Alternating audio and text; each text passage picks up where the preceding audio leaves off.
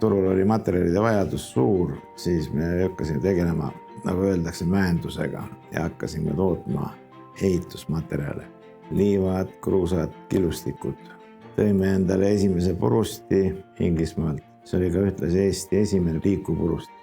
Ja niimoodi see elu on edasi läinud ja nüüd me oleme siis 25 aastat turul. Omame oma karjääre ja teeme tööd üle Eesti. Töötajad on käesoleval momendil meil 28-30 inimese ringis. See varieerub natukene, aga üldiselt on ta stabiilselt paigas niimoodi. Ja käive on meil kuskil 3 miljoni ja 4 miljoni vahel niimoodi. 17. aastal hakati seda ressursitõhususe programmi menetlema ja meil oli parasjagu mõttes, et kuidas endale uut tehnikat muretseda, kuidas seda asja edasi viia.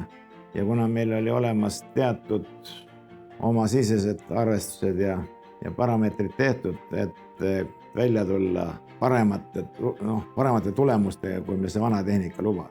Ja kuna siin tegu oli ressursitõhususega, siis esimene asi, mille peale me rõhusime just selle ressursitõhususe peale, et meil kuluks vähem energiat. Töökohti me sellega üldiselt ei vähendanud, aga me tõstsime oma tootlikkust ja vähendasime energiakulu. Ja üks tõsine parameeter, mis näitab meie efektiivsust, on kütuse kulu 1 tonni materjali tootmiseks. Ja selle programmis me ühesõnaga planeerisime, et me saaksime kuskil 37-38% ökonoomiat, aga tegelikkuses kukkus asi niimoodi välja, et me saime selle kuskil 48% läheb. Siin on nüüd sees kõik kütused, masinad, töötund, masinate CO eraldamine.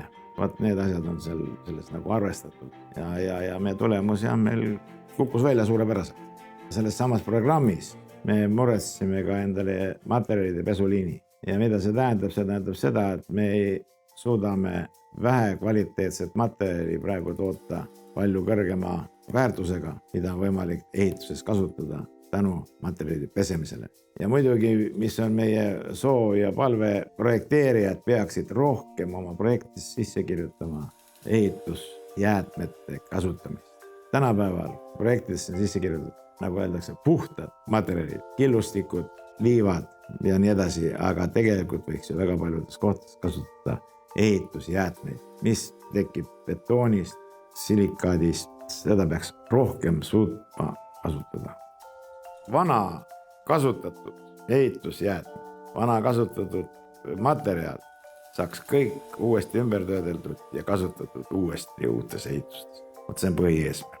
Ja mina leian, et see ongi see õige rohepööre. Et me maa seest kaevaksime vähem ja kasutaksime seda, mida meil on juba unikus prügimägedes.